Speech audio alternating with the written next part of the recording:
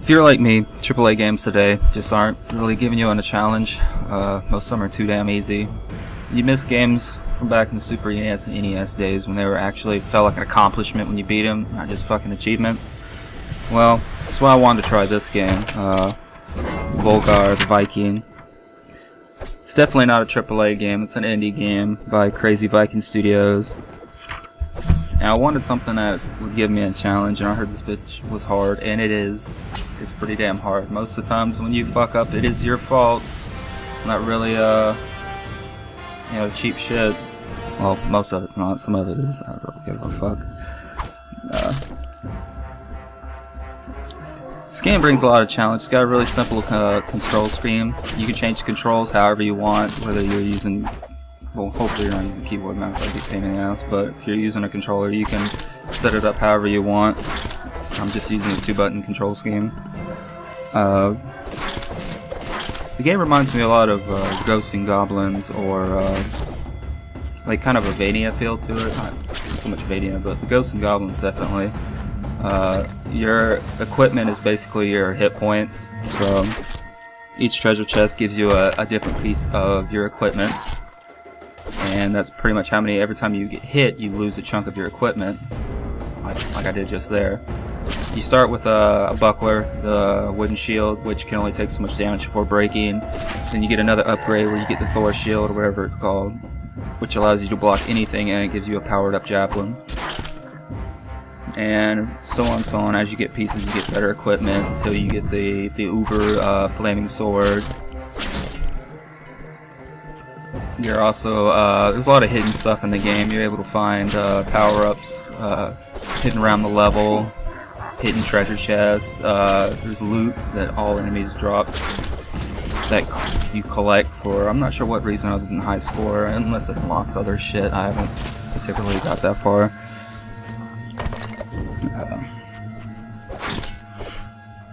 You also have to use the spears to get around a lot of the levels and solve a lot of the puzzles. That's a big thing I like. Of course, you can't throw spears when you're too close to the wall, so you have to basically figure out ways in order to get it done. The art in the game is pretty good for what it is for a small indie game. It's pretty well done. Each level is pretty unique, from underwater levels to undead kingdoms to barbarian blood hordes. I don't know. There's a good bit of difference in enemies. Each level has its own type of enemies, and you really need to figure out what each enemy does distinctly different from each other, because that's going to determine how you're going to get through the level.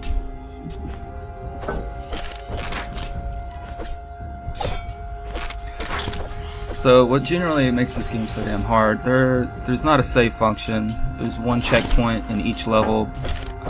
It's usually at the halfway point, and there's no checkpoint before bosses. So after you get to the halfway point, you have to make it all the way to the boss and defeat the boss. And there's no save system, but there is something that people aren't noticing, that after you've defeated a boss and you exit the game, it'll ask you to, it'll pretty much start you off at the beginning again. But if you immediately go to the left at each beginning screen, you're able to skip to the current world that you left off at, which a lot of people aren't recognizing that.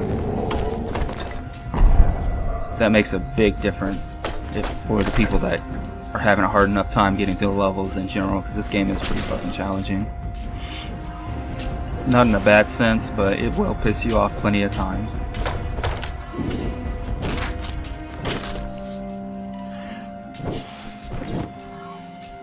Some of the things that really aggravated me were mainly just like taking damage from touching enemies, just like in old NES games. I hate that shit. And ever spawning enemies, but I guess that's mainly to keep you going forward. This isn't a game where you take your sweet ass time and stand around. It really keeps trying to push you forward, because if you don't, you're just gonna get overwhelmed by fucking enemies. Especially those goddamn wisps. Fuck those wisps. Also, another thing that got aggravating after a while is a game that's based so much around your character's death He seems to. They only gave you one death animation, so you're gonna see that same fucking animation a fucking lot. Even if you are good at these kind of games, I mean, you're gonna see your death a lot just from exploring the level. So more death animations would have been nice, but it's not a complete game killer. This is a pretty fun adventure. From my understanding, there's things to unlock. I haven't necessarily got that far. I think it's 6 or 7 levels, and I've only gotten to 5th level, I think. So far, the boss battles have been the funnest thing about the game. I enjoy the old style boss battles, having to figure out what to do in order to beat them, learning their moves and all that. Each one's been pretty significantly different, from the Lizard King down to the Undead Warlock. I don't know why there's an Assassin's Creed symbol hidden in this game. I don't know if that's actually a meaningful reference, or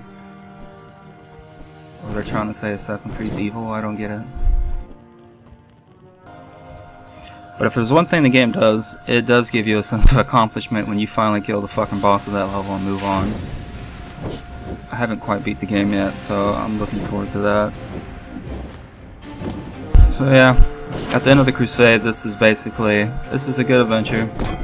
It's hard as hell for people who've been wanting a challenge from games and not just something they can walk through like all these AAA games of the day.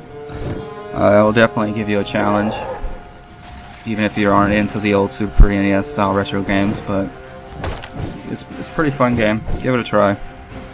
You won't be disappointed.